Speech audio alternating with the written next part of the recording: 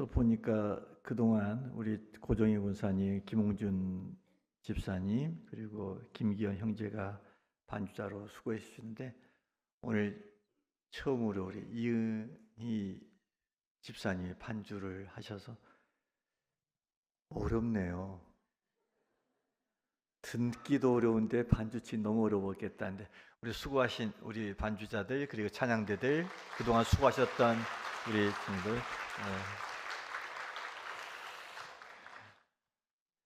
자, 우리 주의 성령이 예배드린 이 현장 가운데 함께하기를 주의 이름으로 소망합니다. 에스겔 선지자가 이 환상 중에 본 이 마른 뼈가 너부러져 있는 골짜기는 아주 깊은 골짜기였고, 어두웠고, 그늘진 곳이었고, 음침한 곳이었고, 고통스러운 장소였습니다마는 아주 절망할 장소는 아니었습니다. 왜냐하면 그곳에 하나님이 친히 찾아오셨기 때문입니다. 그리고 찾아오신 그 하나님께서 바로 그 골짜기 마른 뼈에서 새로운 역사를 창조하시고자 하셨기 때문입니다. 하나님은 이 마른 뼈가 너부러진 이 죽음의 골짜기에서 회복과 부흥의 그리고 부활의 은혜를 주셨습니다. 마른 뼈를 소생시켜 주시는 이 부흥의 은혜, 이것이 오늘 본문 속에 나타나 있습니다. 지금은 골짜기의 마른 뼈들은 쓸모없는 쓰리처럼 버려져 있는 상황입니다.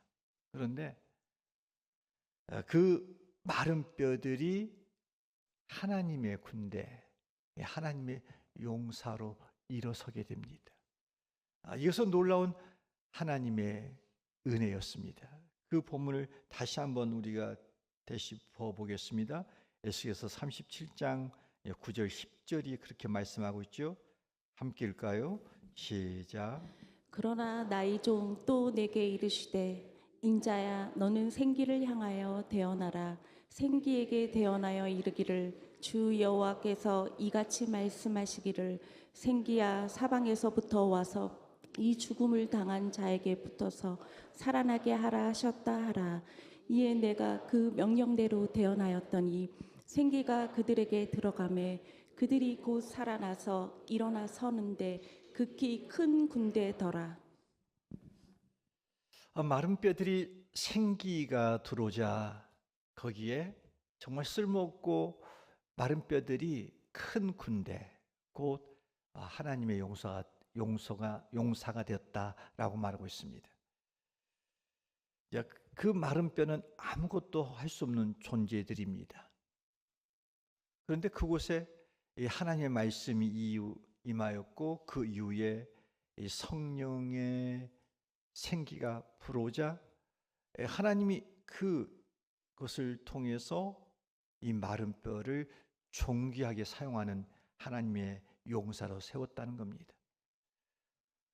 그렇다면 이 마른 뼈가 누구냐 하는 겁니다.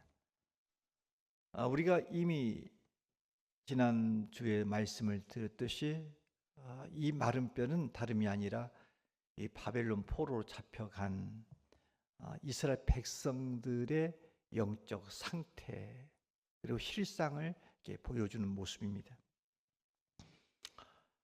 이 말씀은 단순히 이스라엘 백성들을 향한 말씀으로 끝나지 않습니다. 현대적으로 마른 뼈들이 우리가 살고 있는 이 현장에, 이 시대에 즐비합니다. 마른 뼈라고 하는 것은 다름이 아니라 믿음을 잃어버리는 성도를 가리켜서 마른 뼈와 같다, 이렇게 말씀을 드릴 수 있습니다. 오랜 시간 신앙생활을 했지만 영적 생명력이 사라지고 기도와 예배가 형식적으로 변화된 성도, 이들이 곧 마른 뼈다라고 볼 수 있습니다. 교회를 다니지만 이 하나님의 역사를 경험하지 못하고 무기력하게 살아가는 신앙인들, 이들이 곧 마른 뼈다, 이렇게 볼 수 있습니다. 나가서 이 하나님 주신 사명을 잊어버리고 이 세속적 가치에 동화되어서 이 사역의 열정과 비전을 상실한 현대 교회, 이것이 곧 마른 뼈다라고 볼 수 있습니다. 이 성령 역사보다는 인간적인 이런 방법과 조직을 통해서 운영하고 의존하며 이 영적 능력을 잃어버리는 공동체, 바로 그들이 마른 뼈다라고 말씀을 드릴 수 있습니다. 더 나아가서 경제적 어려움이나 가정의 어려움이나 건강의 문제 등으로 인해서 희망을 잃고 절망에 빠져 있는 개인이 마른 뼈일 수 있습니다. 하나님을 부인하고 진리를 외면하고 영적으로 죽어가고 있는 이 세상이 곧 마른 뼈일 수 있습니다. 자, 마른 뼈, 이건 소망이 없어 보입니다. 그런데 오늘 말씀에 보면 우리는 이 소망 없는 이곳에 하나님이 찾아오십니다. 그리고 하나님의 꿈과 비전을 보여줍니다. 하나님이 이 마른 뼈에 비전을 가지고 있고 이들에게 소망을 걸고 있고, 그리고 이들을 향하여 지극히 큰 사랑을 베풉니다. 그러므로 이 마른 뼈가 살아나서 하나의 여호와의 용사로 바뀌어지는 것을 보면서 우리에게 희망을 가질 수 있습니다. 앞서 이 시대의 마른 뼈는 오늘날 우리일 수 있습니다. 교회일 수 있습니다. 이 내 조국일 수 있습니다. 세계의 모든 흐름일 수 있습니다. 그러나 마른 뼈와 같은 이러한 개인과 사회와 국가, 열방이라 할지라도 바로 하나님이 찾아오셔서 죽은 것 같은 인생과 교회와 사회 속에 하나님이 역사하시면 회복의 은혜, 부활의 은혜가 임할 줄로 믿습니다. 그렇다면 하나님께서 어떤 과정을 통해서 이 마른 뼈를 이 존귀한 이 하나님의 군대, 곧 하나님의 용사로 만들었을까요? 저는 오늘 두 가지 관점에서만 보고자 합니다. 첫 번째는 하나님은 이 마른 뼈들을 정결케 하심으로 하나님의 용사로 만들어서 사용하신 겁니다. 오늘 우리는 성경 두 곳을 봤습니다. 먼저 37장을 봤고 그 이어서 36장을 봤습니다. 이 36장은 이 37장 36장의 스토리의 연속입니다. 그러니까 이 37장에 나오는 이 마른 뼈가 큰 군대, 이 하나님의 용사되는 환상은 에스겔 36장의 말씀의 연속이자 그것이 성취된 사건입니다.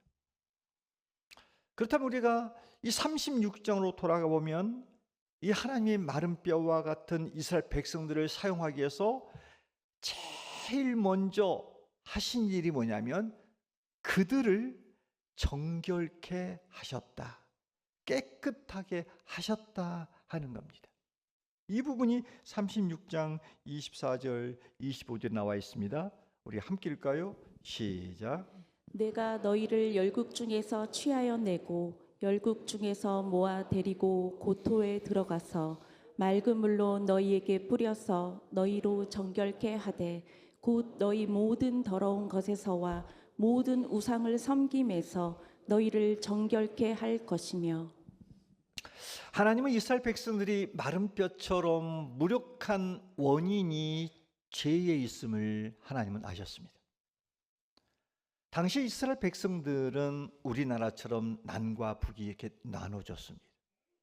그리고 북쪽은 이미 아수르라고 하는 그런 제국에 의해서 멸망을 당합니다. 그리고 이어서 지금 오늘 본문을 접하고 있는 이 남쪽 유다는 바벨론의 포로가 잡혀갑니다.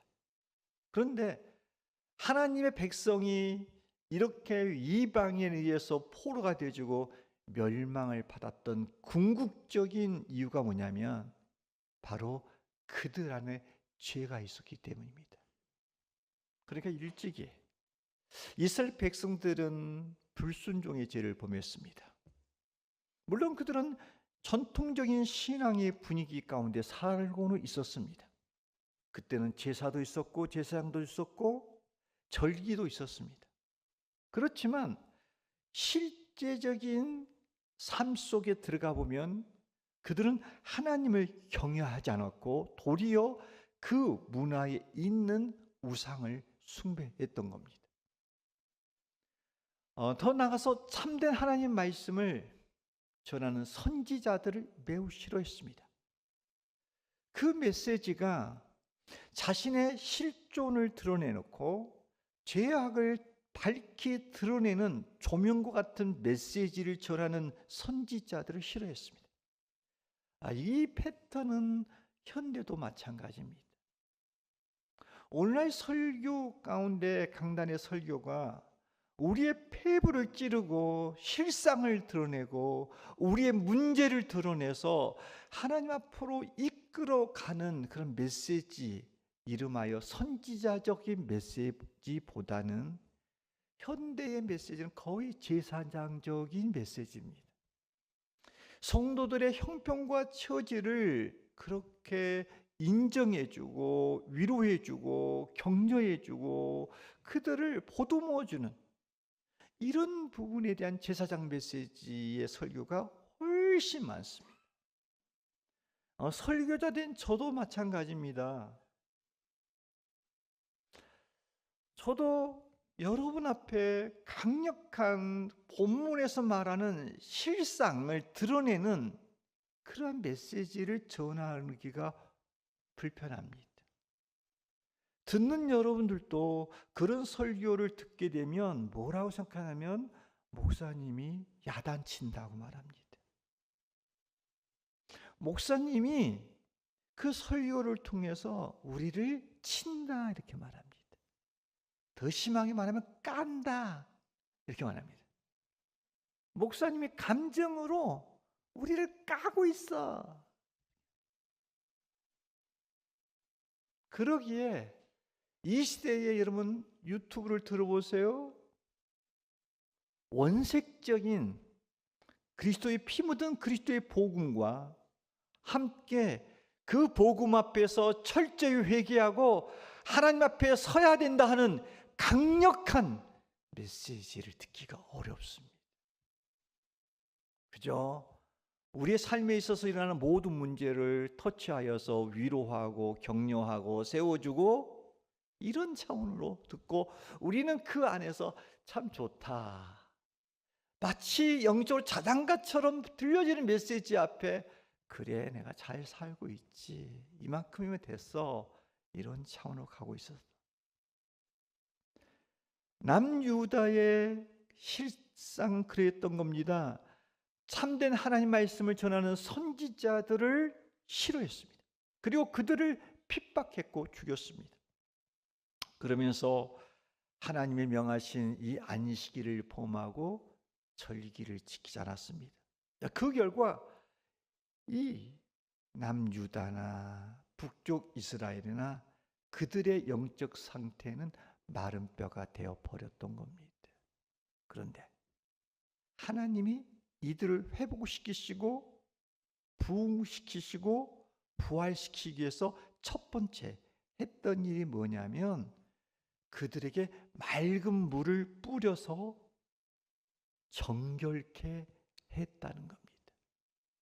여기서 맑은 물이란 무엇을 가리키냐면 하나님의 말씀을 말합니다.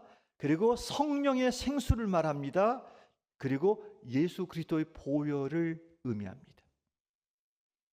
여러분 그렇습니다. 하나님은 우리가 말할 수 없이 더러운 존재라는 것을 하나님이 우리를 보고 알 때 우리에게 가장 우리를 치료하고자 하는 하나님의 관심은 뭐냐면 우리에게 맑은 물을 부어서 맑은 물 가운데 우리를 씻어주기를 원한다는 겁니다. 다시 말하면 우리가 하나님 앞에서 바른된 삶을 살지 못하고 있는 실상을 보게 되면 하나님은 죄악이 있는 가운데서 우리를 위로하고 우리를 세우고 우리를 격려하는 것이 우선이 아니라 우리 안에 숨겨져 있고 비밀스러운 그 부분, 이 부분을 들춰내서 하나님의 말씀 앞에 우리를 세워놓고 성령의 생수로 우리를 씻어주고 그리스도의 보혈로 우리의 모든 죄악을 씻어주고자 하신 것이 하나님의 첫 번째 우리를 바라보는 시야라는 겁니다.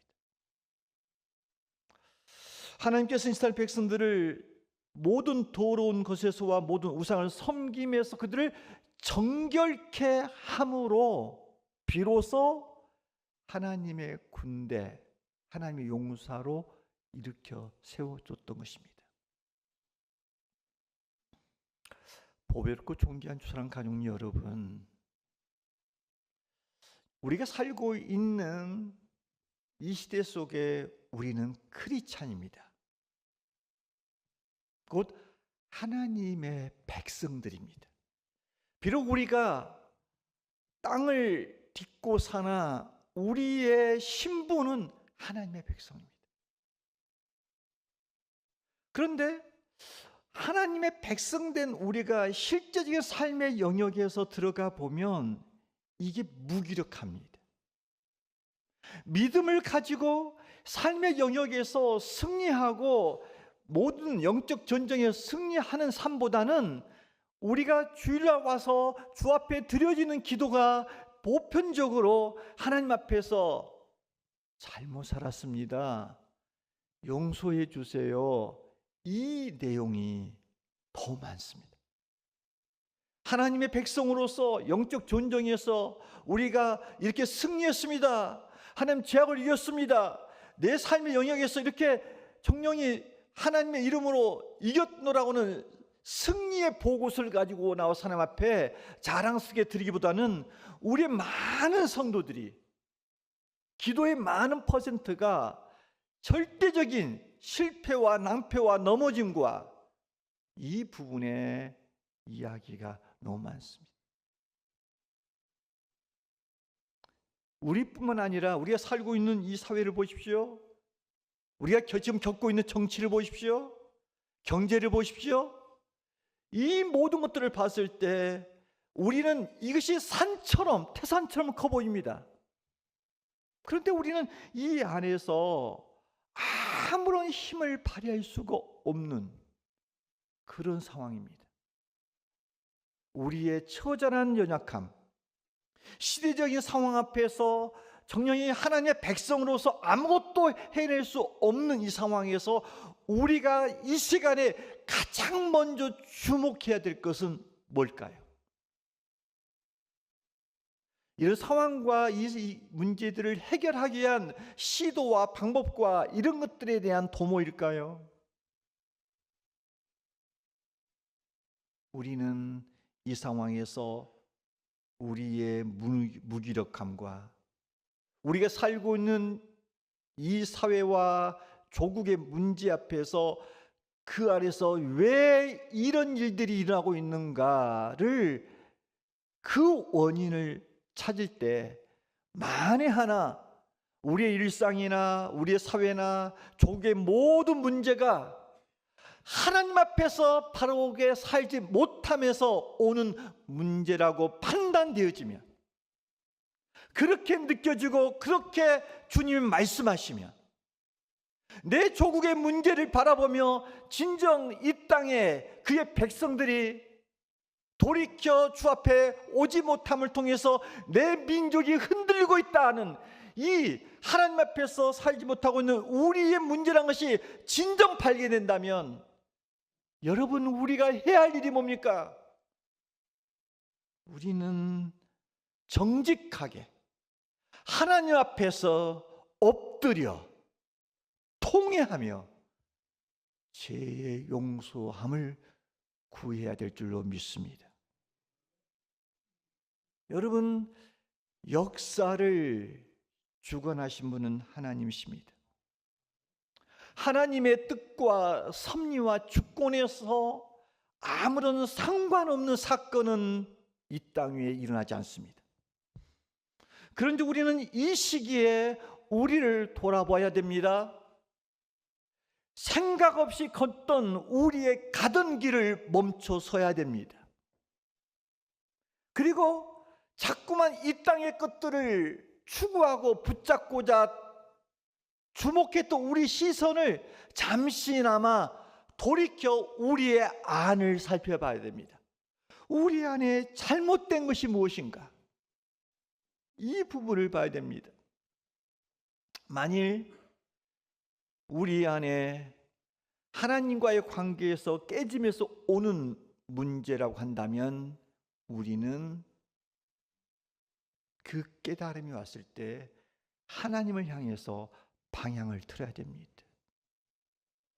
이것이 무기력한 우리가 회복될 수 있는 하나님의 백성으로 다시 회복되어지고 부활되어지고 일어날 수 있는 유일한 길입니다. 내 조국의 문제 앞에 내 조국을 다시 복원시키고 회복할 수 있는 우리 크리스찬에서 먼저 할 일은 하나님의 백성들로서 국가적인 책임을 지고 그동안 내 조국을 대해서 무관심했던 이 상황을 보고 조국의 죄악을 끌어안고 하나님 앞에 나와서 중보하는 기도가 필요할 줄로 믿습니다. 여러분, 이 죄의 문제를 해결하는 방법은 성경에 딱 한 가지입니다. 죄가 용서받을 수 있는 길은 딱 한 가지입니다. 그것은 십자가 앞에 나와야 됩니다. 주 앞에 나와야 됩니다. 그래서 주 앞에 나와서 우리의 죄를 자백해야 됩니다. 그러면 주님이 우리의 죄를 보시고 자복하는 우리의 마음을 헤아리셔서 우리의 죄를 사하여 줄 줄로 믿습니다. 한동안 바쁘게 사느라 우리가 십자가를 바라보지 못하고 달려왔다 한다면 지금 우리에게 필요한 것은 다시 십자가 앞으로 나오는 겁니다. 그리고 우리의 실상을 보고 내 사회와 내 조국을 바라보며 회개하며 주 앞에 모든 죄를 용서받는 겁니다. 바라기는 오늘날 우리의 무기력함, 우리 사회의 혼란함과 국가의 어려움, 이 모든 것이 죄로 말미암아 온 것이라고 판단되어지면 우리 모두는 이것저것 고민하지 마시고 주 앞에 나와서 주 앞에 회개하며 용서를 받아 말씀으로 깨끗함 받고 성령으로 다시 한번 깨끗함 받고 그리스도의 보혈로 용서받아 하나님의 용서로 다시 일어서는 주의 백성들 되기를 주의 이름으로 축원합니다. 오늘 말씀의 마른 뼈가 다시 하나님의 용서로 변화된 또 하나의 원리가 뭐냐면 새 영이 부어졌다는 겁니다. 새 영이 부어짐으로 하나님의 용서로 하나님 만들어서 사용합니다. 그 말씀이 26절에 되어 있습니다. 자, 에스겔서 36장 26절 함께 읽을까요? 시작. 또 새 영을 너희 속에 두고 새 마음을 너희에게 주되 너희 육신에서 굳은 마음을 제거하고 부드러운 마음을 줄 것이며. 여기 보니까 하나님의 마른 뼈 속에 새 영을 부었다 했습니다. 이 새 영을 보니까 이 말씀이 보니까는 제일 먼저 오는 게 뭐냐면 새로운 영, 성령이 임했을 때 첫 번째 나타나는 반응이 뭐냐면 새 마음을 갖게 한다는 겁니다.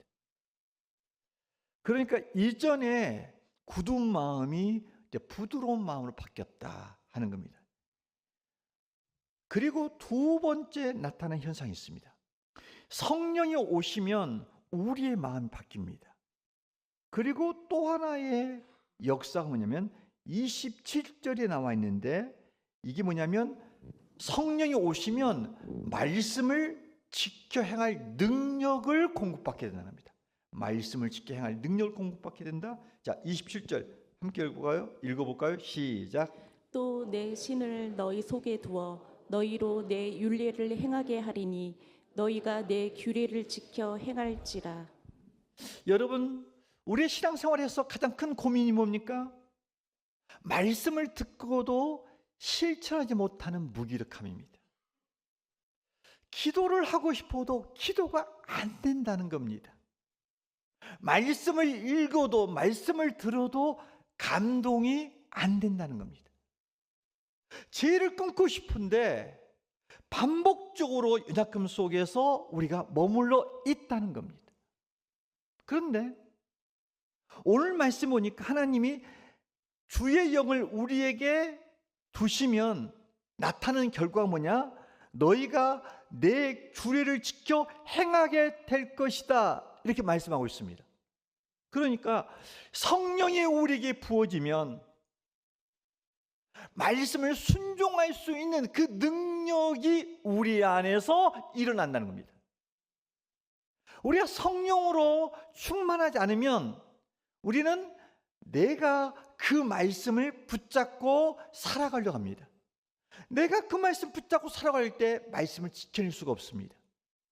그러나 성령이 우리 안에 들어오시면 그때는 그 말씀이 역사하여 말씀이 우리를 잡습니다. 우리를 사로잡아서 우리를 말씀을 실현하는 도구로 이끌어갑니다. 그 역사가 어느 때 이루어지냐? 성령이 임함으로, 성령으로 충만해짐으로 우리가 그렇게 변화될 수 있다는 겁니다. 우리가 성령 충만하지 않으면 말씀을 알고 있으나 말씀이 우리를 사로잡지 못합니다. 말씀을 행할 능력이 없습니다. 여러분, 신약시대 때 예수님을 따라다녔던 베드로를 아시죠? 그는 말씀을 사랑했던 제자였습니다. 주님을 사랑했던 제자였습니다. 그러나 그는 결정적일 때마다 넘어집니다. 예수님이 체포됐을 때 3번이나 주님을 부인하고 두려움 속에 도망칩니다. 하지만 그가 새 마음과 말씀을 지켜내는 사람으로 바뀌어집니다. 그 기점이 뭐였습니까?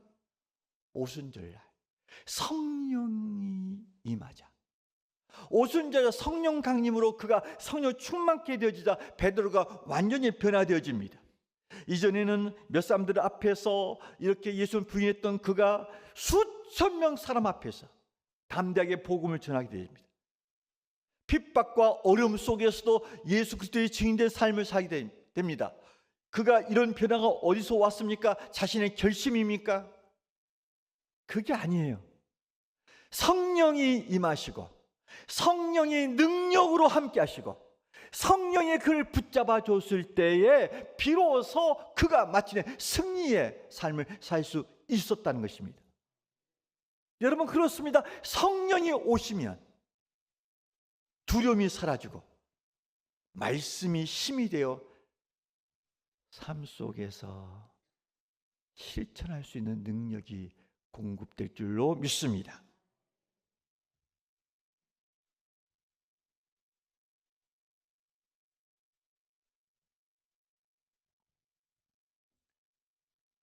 성도 여러분, 우리 자신을 돌아봅시다. 우리가 말씀을 듣기는 하지만 실천하지 못한 무기력함에 빠져 있습니까? 기도를 해야 된다는 줄은 알겠는데 이 기도의 자리에 나오는 것이 자꾸만 미뤄집니까? 죄악에서 벗어나야 된다, 벗어나고 싶다 하는 마음은 있는데 반복적으로 자꾸만 넘어집니까? 여러분, 이런 모든 문제 해결책은 성령 충만입니다. 성령이 임하시면 우리는 더 이상 무기력한 신앙이 아니라 하나님의 말씀을 힘있게 지켜나가는 하나님의 용서가 될 줄로 믿습니다. 성령이 임하시면 우리는 권능을 받게 될 것이고, 권능을 받아서 우리 자신을 이겨내고 세상을 이기고 죄악을 이기고 영적 전쟁에서 승리하는 자가 될 줄로 믿습니다.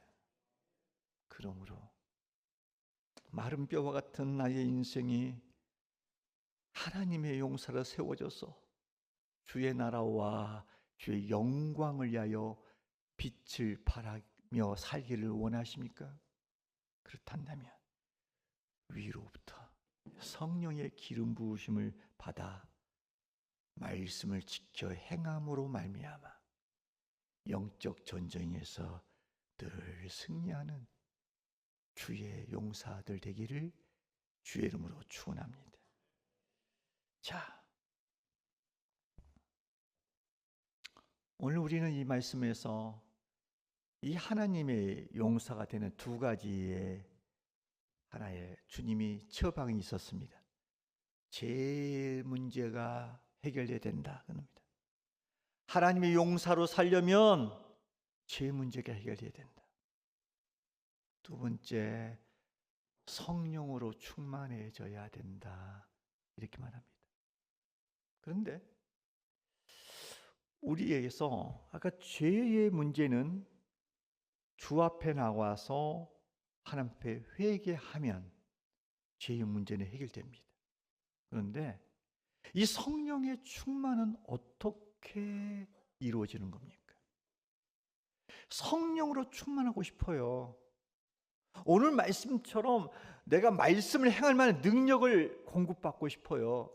성령의 사람이 되고 싶어요. 이게 소원이에요. 이 기대가 있어요. 그런데 어떻게 해야 성령으로 충만할 수 있냐 하는 겁니다. 성경은 너무 간단히 말합니다. 기도함으로 충만케 된다는 겁니다. 하나님 앞에 나와서 무릎을 꿇으면 성령 충만해질 수 있다는 겁니다. 여러분, 세상에서 가장 강한 자는 하나님 앞에 나와서 무릎 꿇는 자입니다. 세상에서 가장 건강한 교회, 가장 강력한 교회는 무릎으로 전진하는 교회입니다. 세상에서 가장 강한 자는 칼든 자가 아니라 골방에서 기도하는 자입니다. 하나님 앞에서 가장 강한 자는 육신의 힘을 쓰는 자가 아니라 하나님 앞에 두 손을 드는 자입니다. 두 손을 들고 하나님, 내 힘 가지고는 못합니다. 주님 도와주십시오. 내 손 붙잡고 가십시오 라고 두 손 든 자, 이 자가 가장 강한 용사로 세워질 수 있습니다. 우리는 구약성경에서 모세가 손을 들면 이겼고 손을 내리면 아말렉에게 이겼던 것을 우리는 알고 있습니다.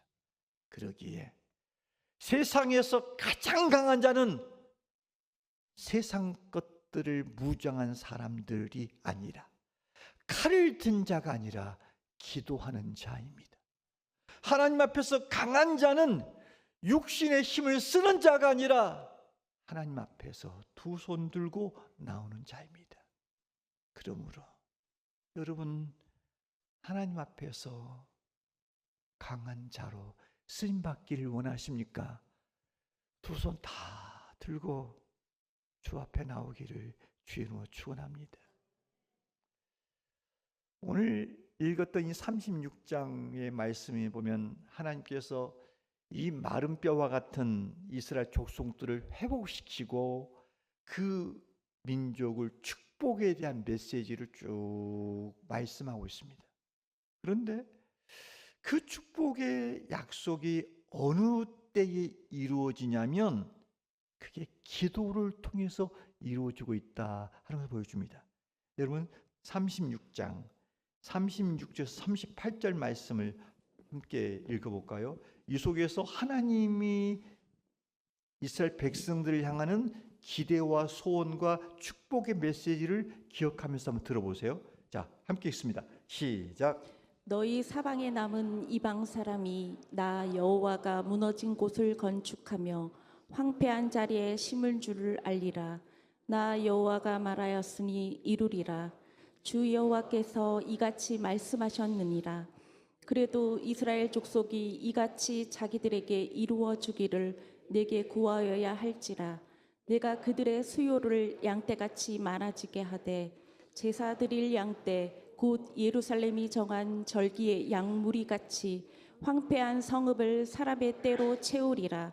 그러한즉 그들이 나를 여호와인 줄 알리라 하셨느니라. 여러분 여기 말씀에서 37절을 주목해 보시죠. 37절에 강조하는 말이 나옵니다. 그래도 이 말입니다. 그래도. 그리고 끝 마무리에 이렇게 해서 수식어가 종결됩니다. 내게 구하여야 할지라. 무슨 말입니까? 하나님이 이스라엘 백성들의 회복과 축복의 메시지가 주어졌습니다. 약속을 해줬습니다. 그런데 그 약속이 어느 때에 이루어지냐면 그래도 내게 구하여야 한다. 여러분 그렇습니다. 하나님의 약속은 우리가 기도할 때 비로소 이루어진 줄로 믿습니다. 여러분 그 예가 신약에 나오고 있지 않습니까? 예수님은 제자들에게 성령을 부어 주실 것을 약속했습니다. 그러나 그 약속은 제자들이 마가다락방에 모여서 오로지 기도할 때 비로소 오순절 성령 강림이 임하였던 것입니다. 이렇게 성령 강림을 통해서 성령이 임하자 기도하는 그 시간 성령이 임하였던 겁니다. 기도할 때 성령 충만했고 기도할 때 성령의 기름 부으심이 능력이 임했던 겁니다. 그러므로 여러분 우리 앞에 하나님의 약속과 축복이 있다 하더라도 하늘의 보화와 보고가 있다 하더라도 우리가 기도로 천국 문을 열지 아니하면 하나님의 그 약속이 우리에게 임할 수 없는 겁니다. 따라서 여러분 영적인 빈곤함과 무기력함과 메마름에서 벗어나 부유함과 여러분 풍성함과 여러분 삶 속에 기름진 삶을 살기를 원하십니까? 그렇단다면 무엇보다도 여러분 기도함을 통하여 성령의 충만함을 받기를 주의 이름으로 축원합니다. 우리가 내일부터 선진들의 믿음의 이야기 우리의 여정이라는 타이틀을 가지고 우리가 온 세대 특별 늦은 밤 기도를 할 겁니다. 우리는 그때 매번마다 몇 년 전에는 신년 초에 했습니다. 그런데 이 타이밍을 미룬 것은 다름이 아니라 자녀들의 새학기가 곧 시작될 것이고 교회적으로 셀 모임이나 또한 훈련들이 시작되면서 필요한 것은 기도해야 될 때가 왔기 때문입니다. 저는 이번 온 세대의 이 메시지 믿음의 우리들의 여정의 이야기는 히브리서 11장 믿음의 선진들의 이야기를 할 겁니다.